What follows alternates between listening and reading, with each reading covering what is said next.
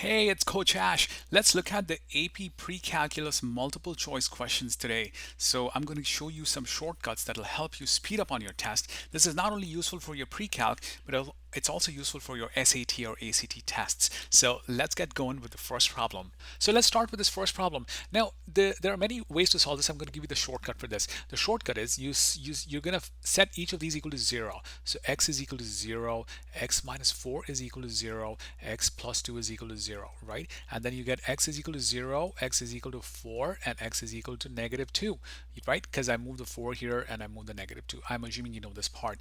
Now, the next step is this is a sign chart kind of a question. So you want to write down these, you want to arrange them. The zeros here, negative 2 is here, and 4 is here, right? Now, you don't have to think much. All you need to do for this problem is because there's a negative in the front, you're going to put a negative here. Then you're going to put a plus here, put a negative here, and put a plus here, right? Basically, that's the problem. This is the shortcut way of doing it. I'm going to explain the longer way as well. Now they're saying which part is greater than 0. Greater than or equal to 0 means, see, this is going to negative infinity, right? So from negative infinity to negative 2, you can already see this is the answer, right? From here to here, and then from 0 to 4 as well. So 0 to 4 as well, like this, and you do the union, and that's the answer. There are many things which I haven't mentioned here, but this is the shortcut. You can see how fast, how quickly you can move this if you only know these shortcuts, right? So remember, you want to write this as a number line, write these roots over here on the number line. Then because it's a negative, you start negative and just keep alternating. You got the answer.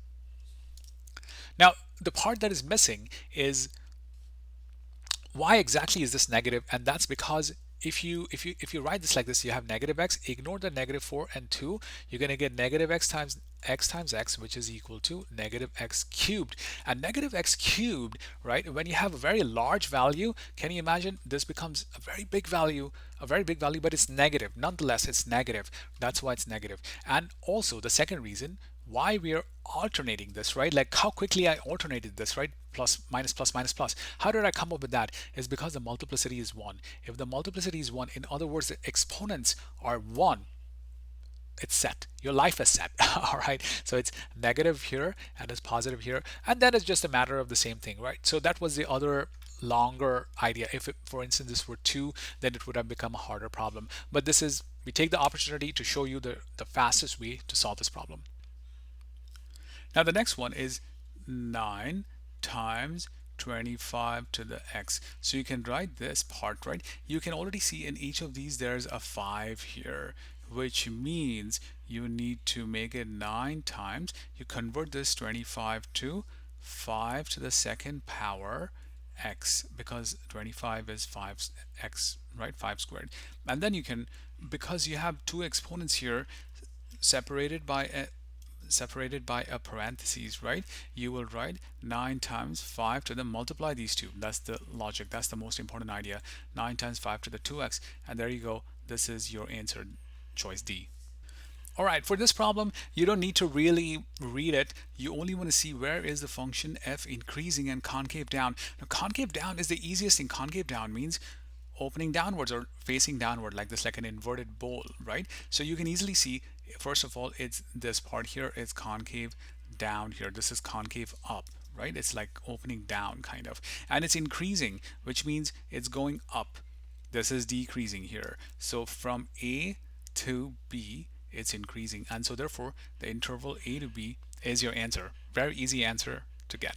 All right, here's another shortcut for this one.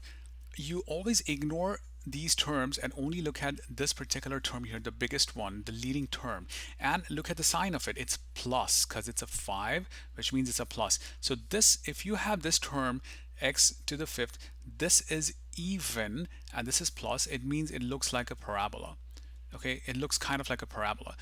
That means easy, as x goes to plus infinity, this y is also increasing, right? It's increasing here. So the answer for this is, as x goes to infinity, y goes to infinity. And here also, as x is getting less and less, this value is getting more and more, right? So in other words, if x is less, the x is approaching negative infinity, means it's a very big negative number, then y is actually a positive number.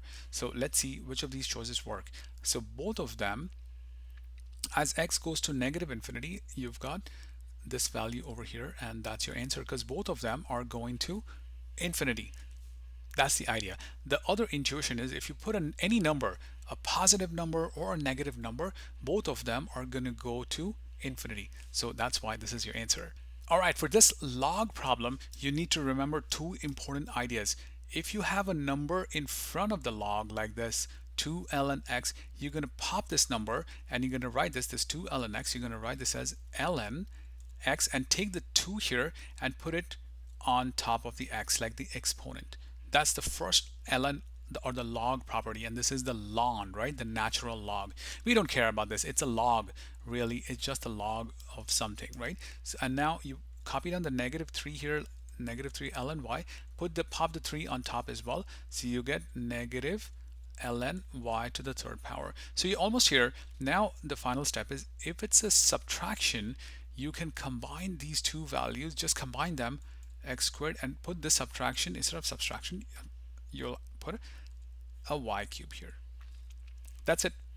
You take the x squared, put it at the top. Because you're subtracting, that means when you're doing logs, inside the log, inside the parentheses, you're going to put a division here.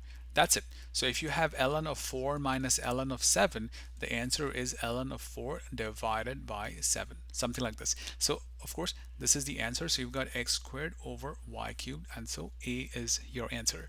They're saying the polynomial function p is given by this, and which of the following describes the zeros of p? So the zeros means you have to set this equal to 0, right? So x plus 3, and then you have to factor this. Remember, this is a quadratic because it has a second order here. So let's factor this first. X squared minus 2x minus 15. Do you remember how to factor this? You want to take negative 15 and you want to write the factors of 15, negative 15. One of the easy factors is negative 5 and 3, because negative 5 times 3, 5 times 3 gives you 15, and remember there's a negative here, so you need a negative over here. So 5 and 15 is negative 5 times 3, like this. But also you can add these two and you should get a negative 2. So there are two conditions to factoring this, right? You have the negative 15, this negative 15 here. So when you multiply these two, it should go to negative 15 like this. And when you add them, it should go to here. So multiplication is here and addition is here. So these are the only two unique numbers you can get, right? And what you want to do is, you got this, you're just going to write down this 3. You can write this as x plus 3 here. So you can write this as x minus 3. And then this part, you're going to write this as, you copy this down, x plus 3, my bad, x plus 3, because you just take the 3, and then this minus 5, you will just write this as x minus 5. So remember, one more time, you have the plus 3, copy the plus 3 here. You have minus 5, copy the minus 5 here. That's all. So this part here, we solved it, right? We can just write this at the top here right now. So it's going to be x plus 3 and x minus 5. Do you see these two are the same, right? And this is a unique one. So the answers are negative 3 and 5, but that's not important. These are the same, and this is one more. So this is 1 and this is 2. So there are two distinct real zeros for this particular problem. Remember, if you have x plus 7, x plus 8, x plus 9, then out of this is a new problem, then you have three solutions, right? Because you can set each of them equal to 0. That's the main idea. So here the distinct real ones, the distinct real zeros are only two, namely negative 3 and positive 5. The shortcut for the vertical asymptote is in the denominator, which means here, right? You just gonna set x is equal to negative 5. You move the 5 to the other side. So how do you move it? You add the 5, right? You're gonna get x plus 5 is equal to 0. This part doesn't matter. X plus 5, you're just gonna write it down here like this. That's it, right? And there could be other things, but the most important part is it should have the x plus 5 below. At the same time, it shouldn't have the x plus 5 at the top. Only the x plus 5 should be at the bottom. For the advanced students, if you have the x plus 5 at the top, this means it's a hole, right? It's like a empty part here, like it's empty here in a curve. But if you don't have it, then it's a vertical asymptote. In other words, this kind of a shape that you might have seen in school, right? It's like broken like this. So x plus 5 is right here. So where do you see x plus 5? There's no x plus 5 here. There's no x plus 5. There's an x plus 5 here and x plus 5 here. But remember, there's an x plus 5 at the top here. So if you cancel it out, it becomes a whole. So even this one is wrong. And so D is your answer. This is a very easy problem. You just want to find the period of this function. You can usually start from 0 and then see where this pattern repeats itself. So from here to here, so this is basically 4 points, right? So therefore 4 units. So therefore this is the answer. The other intuitive way, in case you're not able to visualize this, is to do top to top. So you see this top is, right, it starts from 1. Remember, you need the x values here, not the y values. You need the x values here from top to top. So how many units do you have? 1, 2, 3, 4. And so 4 is your answer. It's very easy to solve this problem this way. All right, let's look at question number 9 now. So all they're saying is which of the following is a transformed graph, right, of this function. So if you have a function, let's review our logic here. You have f of x plus 1 minus 2. But as soon as you see this, there are two things. First of all, this negative means it's going down. And this part is interesting. You might think it's going to the right, but actually it's going to the left. So the plus is misleading. If you have a plus, it goes to the left. If for some reason you had f of x minus 10, this would mean it's going to the right by 10 units. Okay, so that's the main idea. So remember, what this means is negative 2, so 2 down and 1 left. So now let's look at this point here. This is this point. 2 down goes here and 1 goes here to negative 4, right? Does this make sense? One more time. 2 down from here, looking at this point, 2 down from here, and 1 here is this point. So it's at negative 4. So do you see this leftmost corner is going to negative 4 on the x-axis? Where do you see that? I see this here. This is at negative 2, so that's out. This one is way off, and this is also way off. And so A is the answer. Remember one more time, f of x plus 1 means it's not going to the right. It's counterintuitive, right? It's going to the left. So this is basically going to the left, and then you see it was going down and to the left here. So that's why we had this point. All right, this is a super easy problem. If you see a b to the x, you first want to pay attention to a. If a is negative, then all of these values, this one, this one, this one, this one, this one, they would all be negative. So, but they're positive, right? That means a is greater than 0. So you can immediately, you can always think about this one. A is greater than 0 anyway. Not a problem. Now let's look at the other ideas here. You have the growth, which means, do you see how as this increases, this value also increases, right? So it's kind of like looking like this, because this value keeps increasing, it keeps doubling, right? And this part is called the growth. If for some reason these values were flipped, this would have looked kind of like this curve, and it's going downward, and then that would be a decay. But this is a growth, so you can easily delete these two. You've got growth here, and the other part is it's also increasing. So increasing means that the b value should be greater than 1. That's the easy answer to this. If b is less than 1, it would have gone like this, like I said. The main idea is if you have the a b to the x, if b is greater than 1, it's going to go up. If b is less than 1, it's going to go as a decay. Let's look at this on Desmos.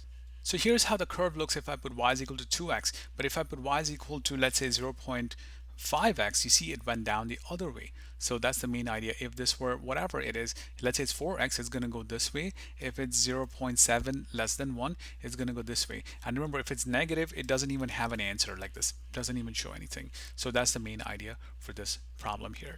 All right, this problem, you want to think about it this way. You've got f of x. So I'm going to write f of whatever here is equal to this thing squared plus 1. Remember, f of x is x squared plus 1, right? So instead of x, you can just think about this as a block, right?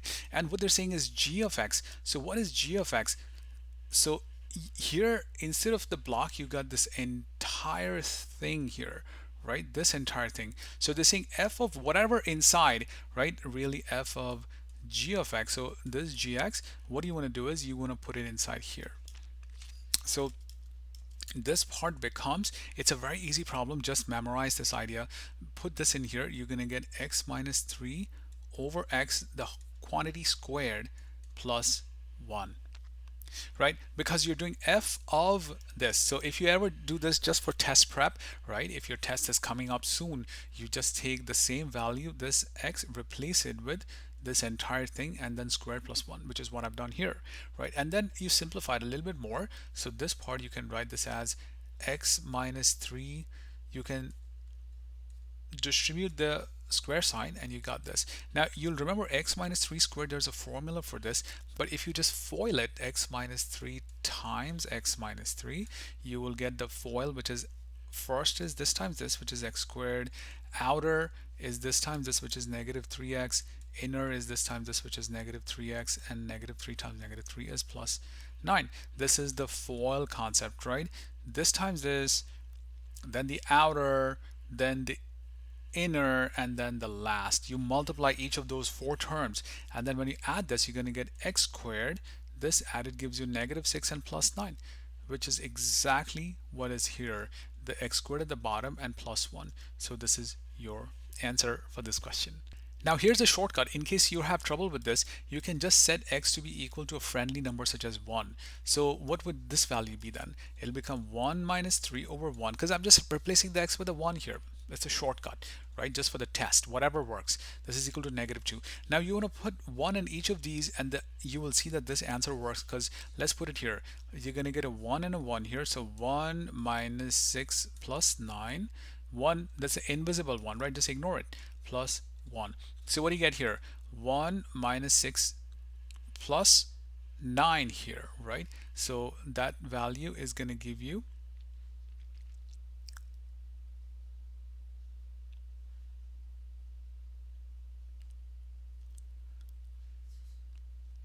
negative 5 plus 9 plus 1,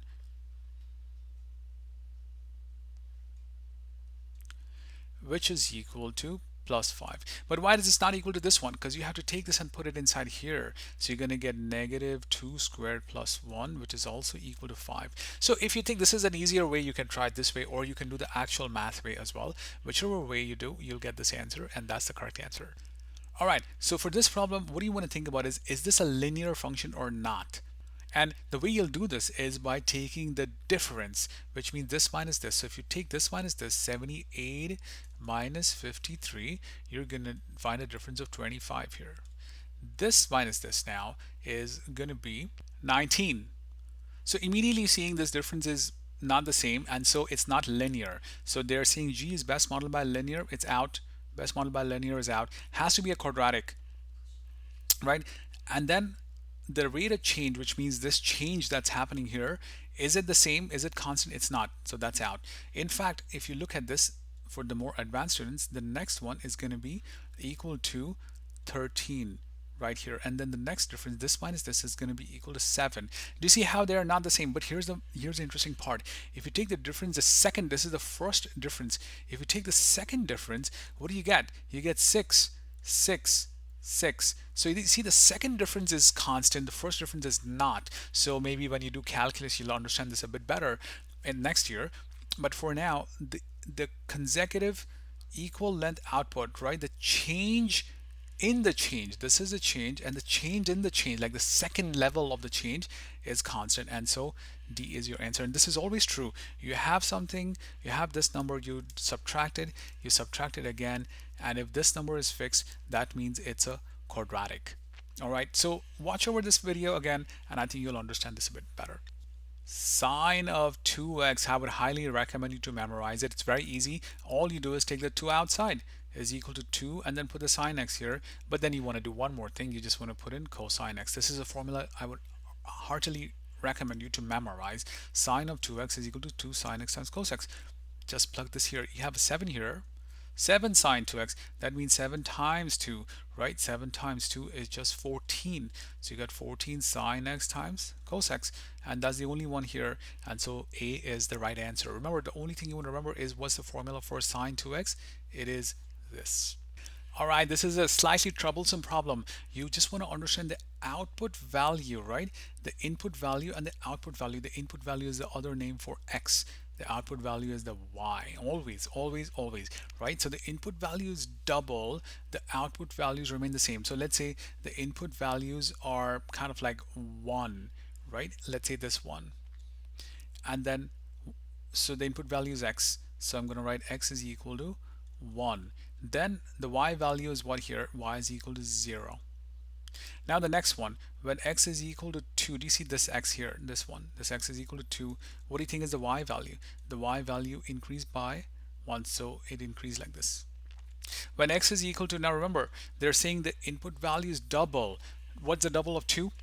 It's 4, right? So you don't want to look at 3, you want to go double to 4. And you see how this is increasing by 1 because the y value here, which is always this value, this one here, the y value is equal to 2. Do you see how as x is doubling, the y is increasing by 1? Let's try one more idea, but I think you got the picture. Let's go to 8 because the double of 4 is 8. You can ignore all of these in the middle. You're going to 8 and then you see this increase by 1. It became 3. X is equal to 8, y is equal to 3.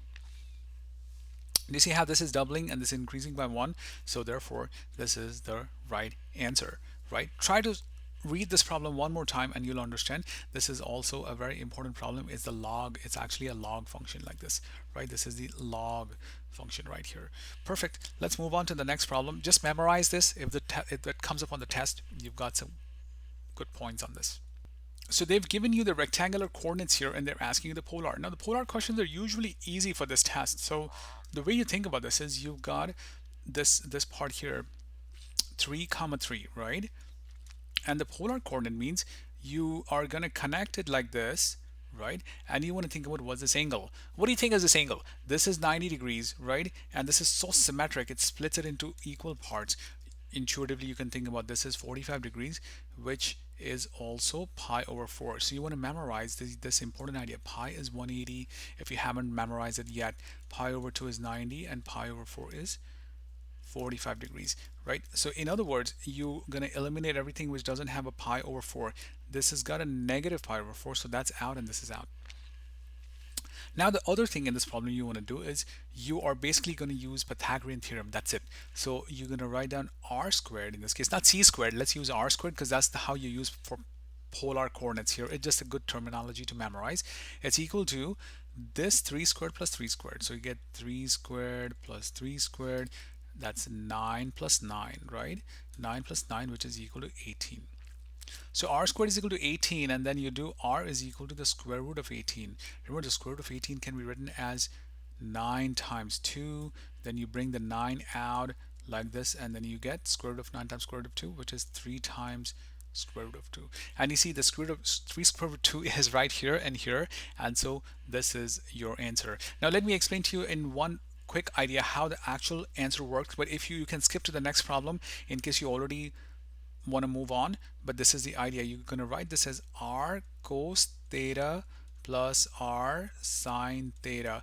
And how do you find the cosine sine? By using what I told you. There's a slightly better formula also, which is tan inverse of y over x. Imagine this is the x and y, so you write y over x like this. And then the r value is equal to the square root of x squared plus y squared. But you really don't need to use this. This was a slightly easier way to think about it. Just think about this as 45 degrees. You cancel these out, take the square root of this Pythagorean formula, and you got this, and that's the answer. But this is the actual math behind it. So this r is 3 rad 2 and 3 rad 2. Cosine theta is right here. All right, a lot of things are going on here, but just focus on this part. P is x and y here, right? P is x and y, which means the coordinates are x and y. You can even write this down as x and y like this. So now, if you think about this, the sine curve, right, is always going to be equal to, the sine curve is always going to be equal to opposite over hypotenuse, because you've got SOHCAHTOA, right? You can think about this as SOHCAHTOA. So therefore, you've got sine theta is equal to, and remember this is given to be 5 here.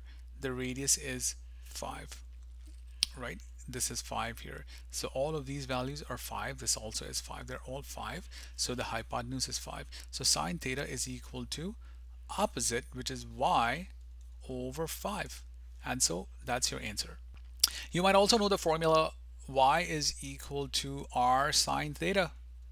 If you know this formula, just move the r below, and the r is 5. So you got y over 5 is equal to sine theta is the same answer right here. So that's another quicker, faster way to solve the same problem. Another easy problem, they're just giving these away here in this quiz. So vertical dilation, what does it mean? Vertical dilation means you take this entire thing, just multiply it by the dilation, whatever this number is, 2, and you're done. So let's just distribute this. So 2 times, so remember how this is written down here. 2, you distribute to each of these. So 2 times 3x squared is 6x squared, right? Immediately you got this answer and you're done. But of course, we'll try more. 2 times 2 is 4x, and then this 2 times 1 is 2. So this is a multiplicative transformation, and this is the answer to it. Now there's another important idea that I want to talk about is this additive transformation, and this is adding 2 to both sides. So really what you're doing is you're taking this 3 squared, this is just for any other problem, right? You replace the x with x plus 2. This all x also, every single place you have the x, replace it with x plus 2. This is an additive transformation. What this means is if you have a parabola, this is some kind of a parabola, right? This means it's moving 2 units to the left. If you have this part here, it's moving 2 units to the left. That's the main idea for this problem. Okay, this is a fun problem. Let's see. They're saying what is h of 0, and they've given you this part, right? So let's, everywhere you see x, let's put a 0. So h of 0 they're asking is actually equal to, I'm just blindly going to put in the x, just make it 0 here. Now here's the main idea. When you have these like tons of brackets, etc. over here, you always go to the inside of it and try to find it first. So let's see, what is this value g0? G0 means is the value of g of 0. So first of all, you go to the x, search for the 0, and then come down here. So it's this one, right? This part here. So this part actually becomes equals f of 1. Now you do the same thing. X, you want to go to the 1, and then you want to come down, not to the g part. You can ignore this part. Go here because it's is the f, right? So it's going from 1, it's going to -2. So this answer is -2 here. And so therefore A is your correct answer. All right, they're almost giving this away now. How do you solve this problem? If you have f of x, right? It's not f of x here, it's f of something in front of the x, blah, blah, blah, and then you've got x minus another blah, blah, blah here, right? And this actual value is 2 and this value is 4. So the main thing is if you just look inside here, right, it's a 4, and when you see a negative, it means it's going to the right. Okay, it's going to the right, which means it's going by 4 units. So this is the only place. This is -4. It's wrong. It's misleading. Clearly, these are out. So the main idea is this, and so D is your answer. That's all you need. Of course, if you have a 2 here, it means it's a dilation or by a factor of the reciprocal of this. So 2, it becomes 1 over 2, which is why they have a 1 over 2 here. Remember, this part here, you might have also seen this as the b value, f of bx minus h. Maybe you've seen it this way. This is the most standard way of writing it. This is the dilation, but you take the reciprocal of it. All of this math you don't even need. I gave you the shortcut. You look at this 4, it's a negative, which means it's by 4 units. If it's negative, it's by 4 units. For instance, if this were positive like this, then it would be by -4 units, means going to the left. This is going to the right. All right, and that's easy. That's all you need for this problem. Let's look at 20. The shortcut for this problem is, the most important thing is you want to draw the midline first, which is here. How do you know it's crossing -1? Because it's given, it's the middle of this, right? It's between these 2 points, so it crosses in the middle. This is -1 right here. So that's the main idea. You can see all of them have a -1, so all could be potentially correct. But the other idea is you have the midline. Now you want to see, where does this cross the midline? It crosses it here. And do you recognize this? This is a sine curve now. So originally a sine curve is like this, right? But it starts from here and it goes like this. Remember, it always starts from the origin. Now this is the shifted, so from here the sine curve starting, and what is this exact point, the x coordinate? Remember, this is pi over 2, this is pi over 2, which means the half of pi over 2, because this is 0. This is pi over 4, and it's moving to the right, by pi over 4. So therefore, it's a sine curve, first of all, because it's starting from here. A cosine curve would start like this. It starts from the top. You know, cosine curves start like this. Sine curves start like this from the origin. So it's a sine curve. So that means cosine is out. And then it's moved by pi over 4. So therefore, C is the answer. Watch this video again. It's a bit intricate, but I think you've got this. What if you had this one? Where would it start from? It would start from here, which is pi over 8, and it would have gone like this, right? So that's the math of this problem here. In other words, if you had this one, it would have started like this and gone like this. If you had a cosine, it would have started here, but it would have been like this. And if you have this one here, it would have gone like this, right? Hopefully you have the maths here. If you have any questions, just post it in the comments and I'll help you out. This next problem, you just want to be slightly careful what's going on. So f is a rational function and you've got x is equal to 1 and x is equal to 7, right? Now the important thing is, if you have in the numerator, they're saying it has a 0. So let's look at the numerator, which means at the top you're going to put in it has a 0 at x is equal to 1. X is equal to 1 means x is equal to 1, sorry, is equal to, what does this mean? You move it to the other side, which means x minus 1 is equal to 0, right? And remember, this is what you do. X is equal to 1 means you move it to the other side, subtract by negative 1 on both sides, you're going to get this.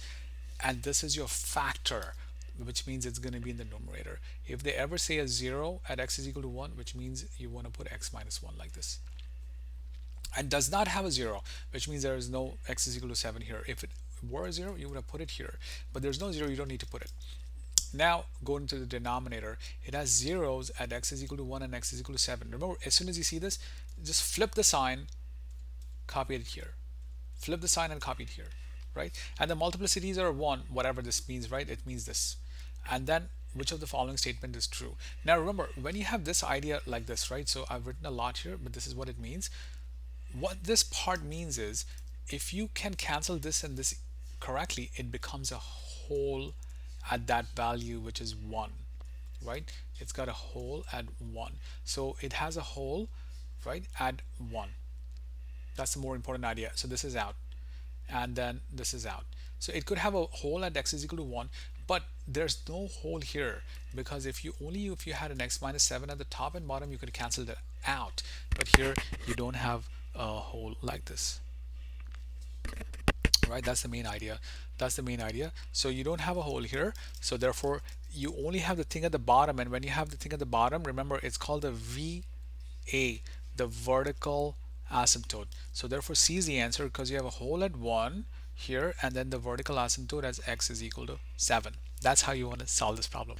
Okay, anytime they give you a table, right, immediately you want to look at the answer. It's either going to be linear or it's going to be exponential. Like these are exponentials and this is linear, right?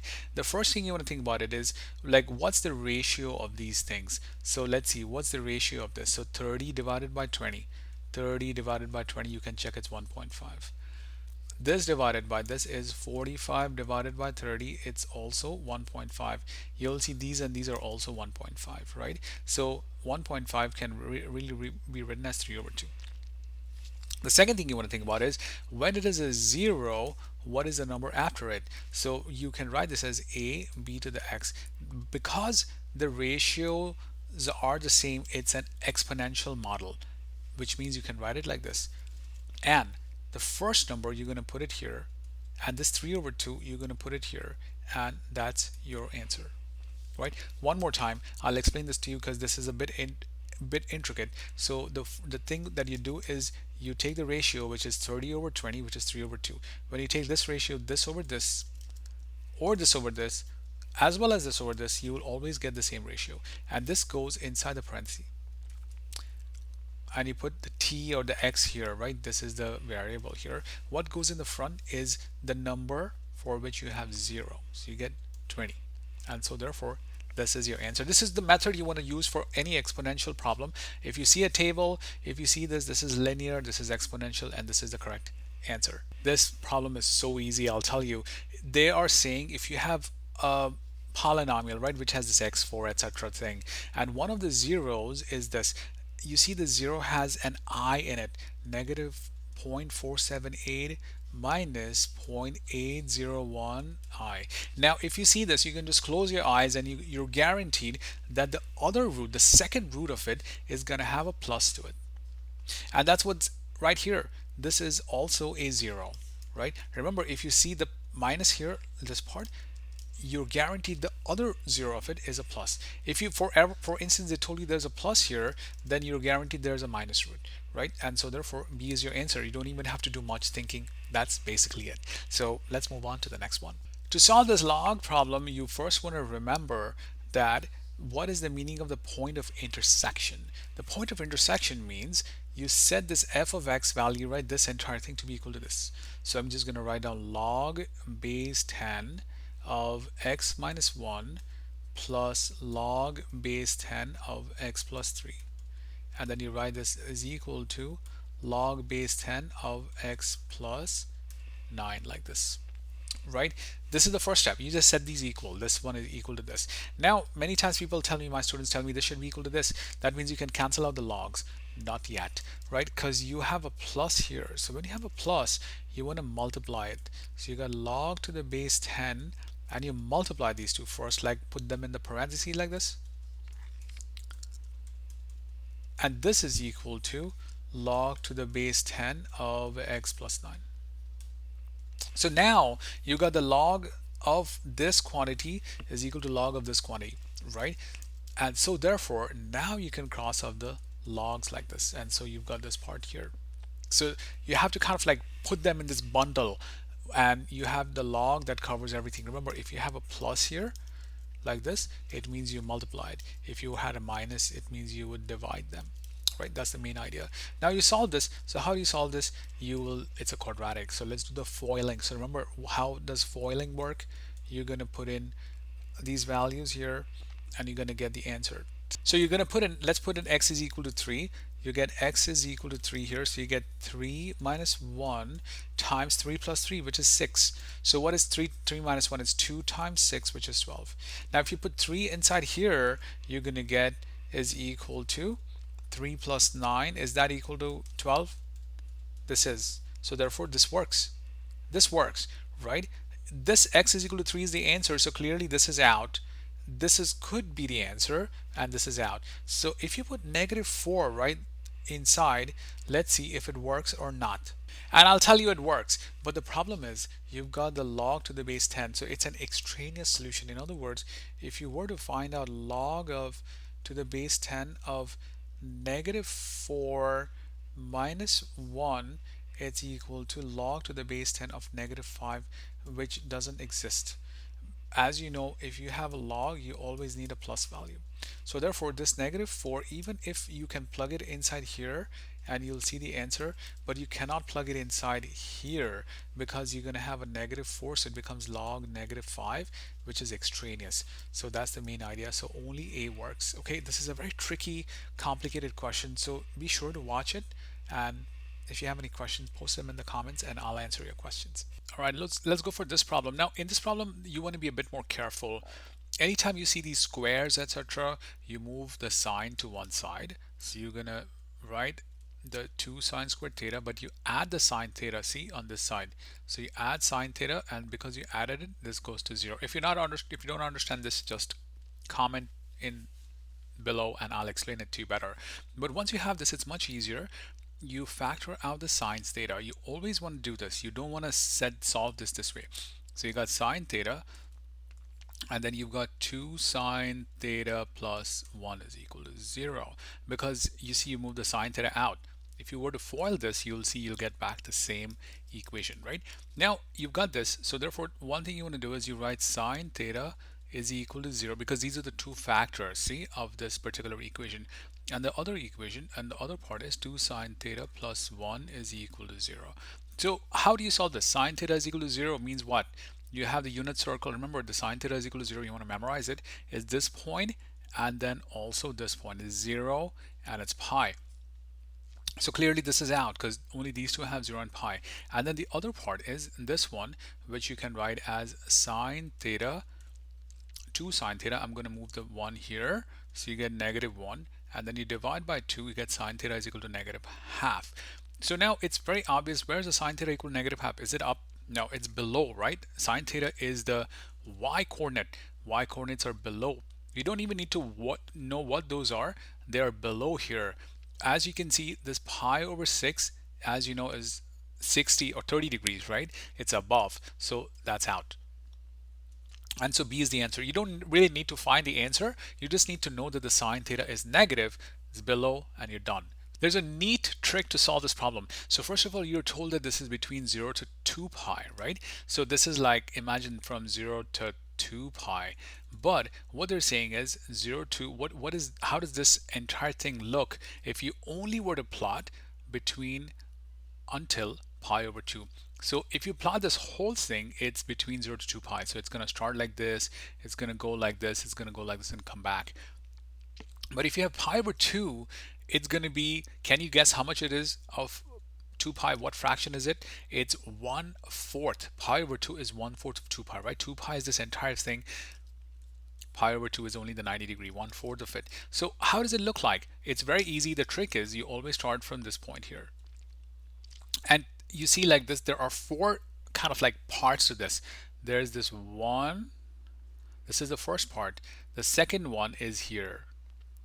This is the second one. The third one is here. And the fourth one is here. But we don't need all of these. We just need the first part. So that's the shortcut.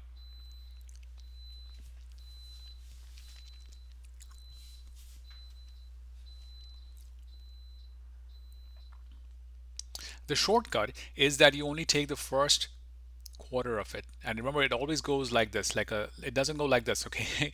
It goes like this. So if you have this, and now let's read the question. So in between this, we know this is the answer. So one of those pieces is quadrant 1 from C to E. So there you go, from C to E. It's going in this direction like this. And then what's the next one? It's this one, E to D. And that's it. Super easy. E to D is your answer. How easy is that? So let's move on to the next one now. I'm just going to make this problem very easy for you by helping you understand this concept, right? So what this part is saying is you've got, this is the number is the midline, which means about around this particular part, the entire thing is moving. It's moving like this, right? So do you see how this piston, you don't even need to think about what it is. It's kind of like going around like this. So it's kind of like around this point here, right? And so therefore this is your midline, which means your midline is 12. So you can delete this part and you can delete this part. So it's either B or D now. And the final thing is the revolution per minute. One revolution per minute means the T is equal to 1, or the P is equal to 1, whichever way your teacher has shown you, right? The period is 1, and the formula that connects these two is B is equal to 2 pi over P. Or you might have seen P is equal to 2 pi over B. It's the same thing. You just flip them. It's the same algebraic manipulation, and you get this is equal to B. And all you need to do is you're going to have the sine or the cosine and just put the BT. You remember this formula, right? A sine BT, whatever. It's kind of like this T minus C plus D, etc. But what you need is just this B value, and that is equal to 2 pi. Long story short, you don't need to read this problem. You have the 12 here, and you're thinking, what's the period? The period is 1, and so B is equal to 2, and you already memorized, I'm assuming, that this is a formula for the sine curve. Just put the B here. So where do you see the 2 pi? This is the place you have the 2 pi, and you got the answer. You don't need to read too much. Use this formula, and you're done with this problem. Okay, let's look at 1 plus 2 sine theta. I think you know how sine theta looks like, right? Sine theta curve is one of the most pleasing curves. It starts from the 0 point and it goes like this. And what's the period here is very important. It's 2 pi, right? It's 2 pi. So this is the important part. And then you have a 1 plus 2 sine theta. Doesn't even matter. You're multiplying by 2. So this becomes this. If this is the sine curve, it's going to become kind of like this. You're multiplying it by 2, right? And then you add the 1 here, which means this entire curve is shifted up. So I'm going to draw it like this. It's going to look like this.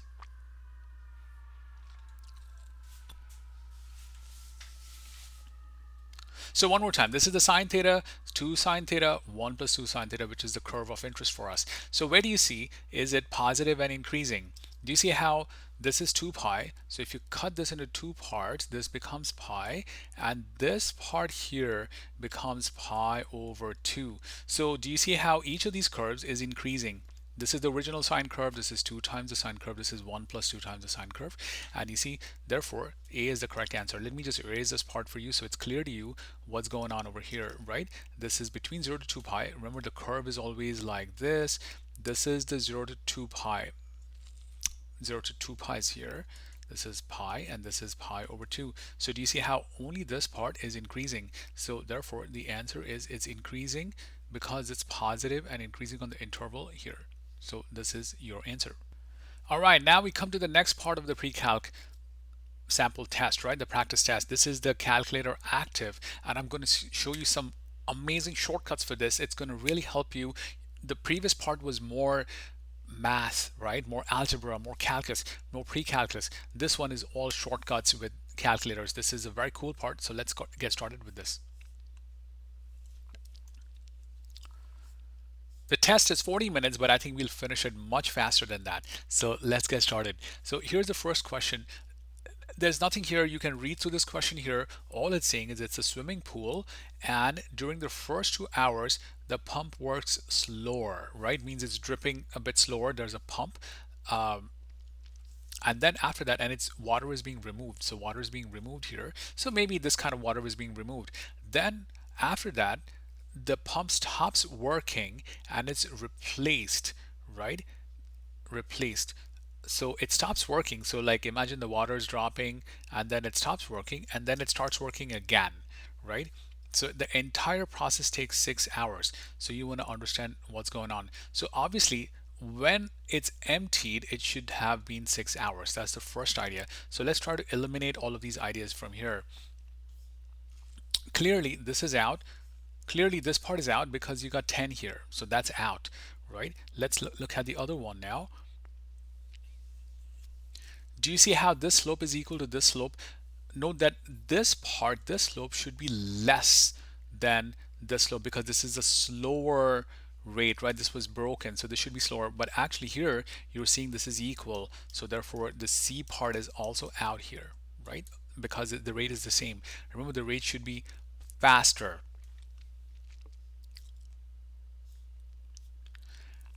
Now the other thing that they've shown us is that during the first 2 hours it works slower, but after that it stops. So here, do you see how this is running on for quite a longer time? It's running for 4 hours, and so therefore B is the answer because it's running only for 2 hours. Then it stopped, and then this is going for at a much faster rate. The steeper the slope, the faster the water is coming out later. At the start, maybe only a bit of water, but later more water is coming out. So that's why B is your correct answer. Look at this problem. This problem also has a shortcut. The population on day 2 was this, and day 8 was this. So the middle part, right, for this population, and it's like a exponential geometric sequence, is just the answer like this: 4,000. You take this number because you see, like, it's day 4, then day 5, then day 6. So it's here. Then you have day 7 and day 8. It's right in the middle of it. So the answer is you multiply these two, 4,000 by 49,000. You're not going to see the shortcut anywhere. Okay, this part, and you're just going to take the square root of it. So 49 times 4,000, what is that? That gives us this big value, which is 196, and then it's followed by 6 zeros: 1 2 3 4 5 6. I don't care. And you take the square root of it. So when you take the square root of this value here, you're going to get the answer of 14,000, and that's your answer. That's a super fast way to solve this problem. Of course, if you're interested in finding the full answer, it's like this. You want to write down g of 8 is equal to g of 4 times r to the 8 minus 4. This is the formula, but you can ignore this and move to the next problem if you don't care about this. And you've got 49,000 here, and you got 4,000 here, and then you can find the r, which is over here. The r is going to be equal to this ratio, but then the r squared, you will see this is equal to 3.5. You will see the calculation when you do it. And so now you can say g6 is equal to g4 times r to the 6 minus 4, which is 2, which is 3.5. You multiply 3.5 by 4,000, you'll get the same answer. So this was for the people who really want to understand this, but otherwise that shortcut should work. All right, let's move on.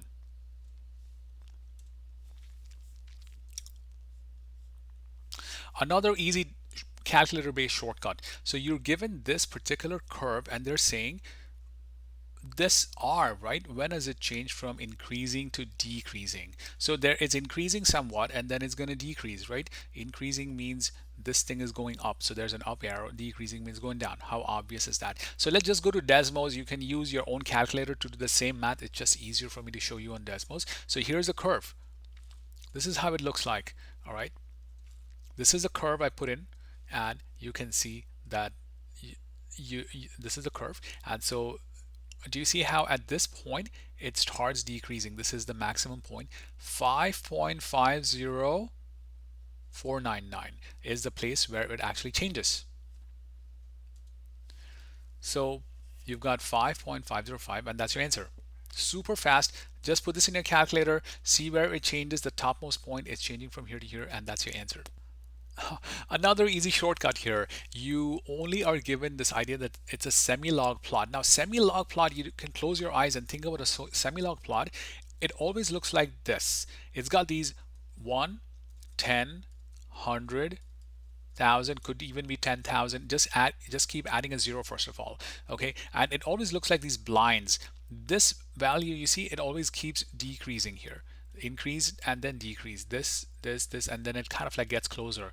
It keeps getting closer. Even if you draw a 10,000, it would be the same way. It just keeps getting closer and closer. And that's the answer to it. A semi-log plot always looks like this. You don't even have to read the problem, don't have to do anything. Boom, you got the answer. I really wanted to show you this on Desmos, but I mean, it's the easiest question on this particular module. The maximum height, right, is going to be, you can make this equal to 1 because the cosine maximum value is 1. In case you're interested, just add these two. 6.3 plus 7.5 gives you 13.8. The maximum height is this. The minimum height, in case you're interested, is this value goes to -1. So it's going to be -6.3 plus 7.5. That's the minimum. This is the maximum. Boom, you're done. Solved it in less than 20 seconds. Now this is a sine curve here. I'm going to show you another shortcut for this. So if you have a sine curve, it's going like this, right? This part here, 2 comma 2 and 4 comma 4, they represent the minimum and the maximum. Note that you don't care about this number, you only care about the 2 and 4. So the minimum is 2, maximum is 4, right? If the minimum is 2 and maximum is 4, the a value, the shortcut for the a value, because it's the midline, you see, is this part here, and how much is it above and how much is it below? The formula is just 4, take this 4, subtract the 2, and divide by 2. As easy as that. So you get 4 minus 2 is 2 over 2, which is 1. Just memorize this formula and you got it. Remember, this is the maximum, this is the minimum. Max minus min, so a is always max minus min divided by 2. And that's the answer. Now, how do you find the D, the midline? The midline is the average. So it's so easy. You just write the same formula, but put a plus here. Max plus min. So let's do that. 4 plus 2 over 2 is equal to 6 over 2, which is equal to 3. So this is the A value, this is the D value, and boom, this is your answer. Super, super fast way to solve this. You don't even need a calculator really. Just do this and you got it. You could have used a calculator, you could have gotten the same answer. All right, let me show you how you solve this problem in the calculator. First of all, I'm going to simplify this zeros. There are 5 zeros. They're very pesky. I'm going to remove them and later we'll add them. And there are 5 zeros here. I'm going to remove this one. Okay, so really what you got is S of 4 is equal to 3. And this is just a 5 at the top.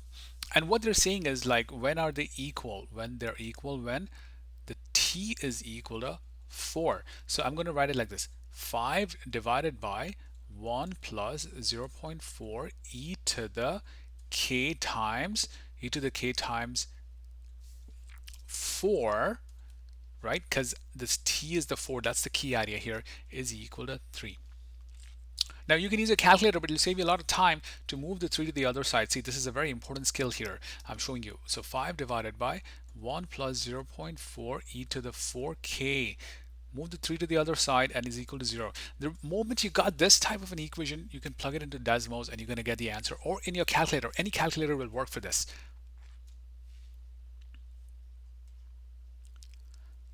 So this is what I exactly put in here, the same thing, right? And what you want to do is you want to find this answer, which is 0.12771. And this is your K value. Remember, this is your K value, right? So let's go back here. So this K value, right, is that zero point 0.5 answer. Now let's go to the next part of the problem, which is you have this, and what they're asking is what is the 12th value. So remember, this was the fourth, right? So you're going to change this to 12. So really what you're going to do is you're going to put this as, let me rewrite this here for you. You're going to write E times K times T. The K is the point blah blah blah number times 12, right? I'm so careless, I even forgot what that is. I think it's 0.5 something. So this part, just put it in the calculator again and you solve it. So let's go here and try to find that. Here it is. I put this in here. Sorry, this was a 0.1. I'm so careless. It's 0.12771, right? It's here. This is 0.12, not 0.5, whatever I said. It's 0.1277. This is your K value. You put it here. So you get 12 times this value. Evaluate this. You got 1.753197.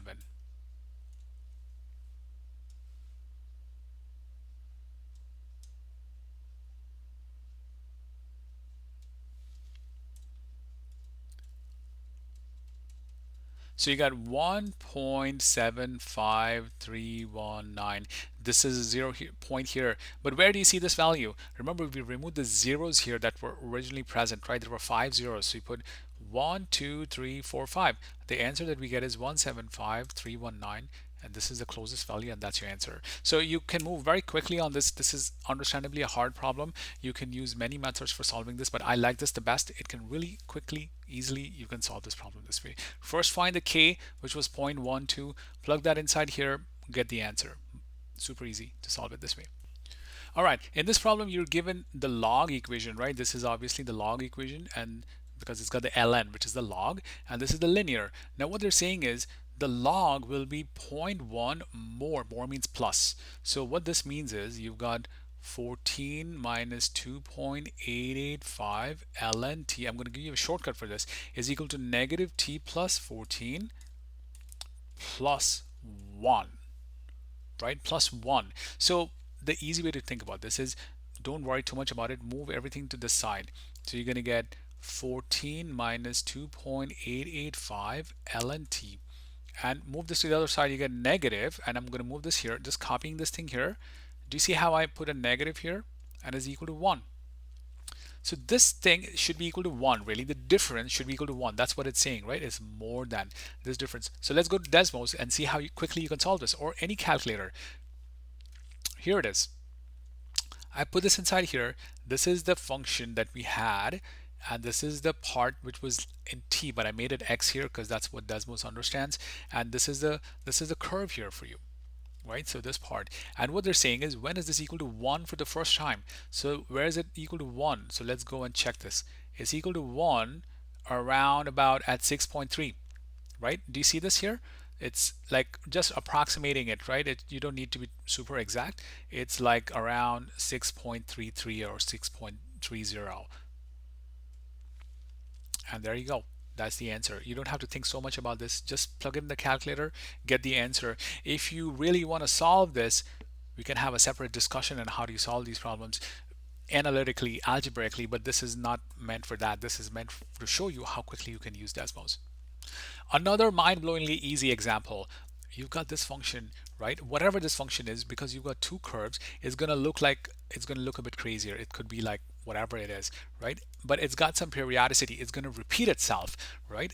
So let's try to find out how does it repeat, and then we'll actually read the question. So I'm going to put this in the calculator. Here it is.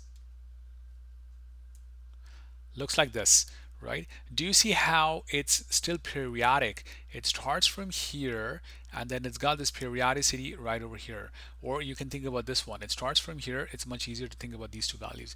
So you got 3.49 and you got 0.3526, right? These two. Or there's a much easier, and you'll see it's more intuitive. This point here is 0. How about this point here? Do you see this point? And my bad, it's here. Do you see there's a connection here? Do you see what this point is? It's 3.14. The x value, I'm talking about the x value here, the first value here, right? 3.14. Do you see how it's going up, going down, doing this crazy thing? It repeats and then it starts again. So what's the period? It's 3.14. Do you remember what's 3.14? It's pi, right? You can also do the same math. You can take this number minus this number minus this number. You'll still get 3.14. It's really pi. I'm trying to show you these fast ways to solve the problem without math, just guessing and moving faster. It'll be very useful for your SAT as well. So coming back to the actual problem here, the period is 3.14 approximately, right? It's actually pi. This 3.14 is more than enough. Now they're saying so what does it mean? What does it mean? It means that if you have this curve, it's doing this all crazy stuff. It's coming here. This is pi. Then it's doing the same crazy stuff. It's coming here. It's 2 pi. So what this means is in pi, or let's write it a bit better, in 3.14 units you do one cycle. And they're saying in 1,000 units, how many would you do? Cross multiply. You know this math very well. 3.14 times x is equal to 1,000 times 1. So the x is divided by 3.14 and that's your answer. So what is it? 1,000 divided by, I know 1,000 divided by 3 is approximately, right, 300-ish. So 3.14 gives me 318.471. And that's your answer. See how we did this? You plug it in the calculator, find the period, then divide the 100 by the period, and you got it. If this were no calculator section, it would have become more intense, but this is how you should use a calculator to solve your problems. This is another easy problem. Very easy shortcut to this, the inverse function. There are two shortcuts actually. The easy one is you have this function, right? This is the f. Now they're asking the g function. So how do you plot it? The first thing is you're going to have a mirror image of this. Just draw the straight line, which you see is going across. This is a y equals x line. And you're just going to flip this. You're going to flip this curve. So do you see how you flip this? If you flip it, it's going to go here. Like if you turn your head and look at it this way, right, you'll see it's like a perfect fit. And this is the actual curve. This part and this part is your g, right? So do you see like this blue part? You can ignore this line. This is your curve g. That's how you can quickly visualize it. You've got this part and here. So what's the maximum of this? It's 5, and you got it. 5 is the answer. Now the other shortcut, if you want to think about it, is what is the maximum of f? The maximum of f is 7, right? This is the maximum. What's the corresponding x value of it? It's 5. That's your answer. That's the other shortcut. You can use either of these. The answer is the same. One more time. The max of f is 7. What is the corresponding x for which it's 7? It's 5, and the 5 is the max for the inverse function.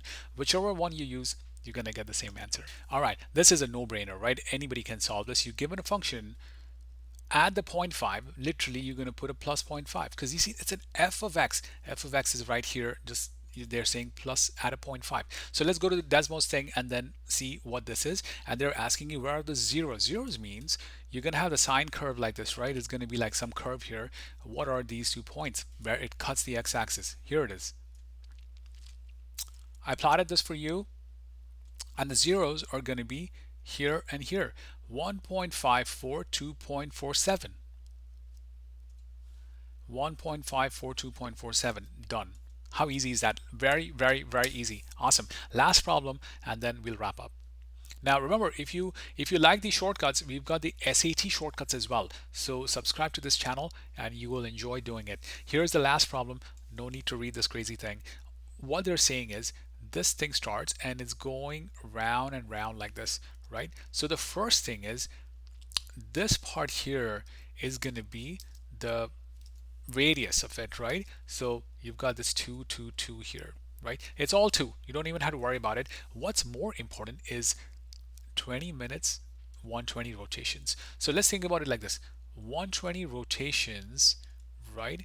Or like the period, 120 periods in 20 minutes, right? This is the important idea. This is the important idea. So let's think about it like this. So one rotation, right? One rotation is how many minutes? You divide by 120. You got 20 divided by 120. Zeros are gone. This is gone. You get 1 over 6. I'm moving a bit fast because it's the last problem. I gotta head out.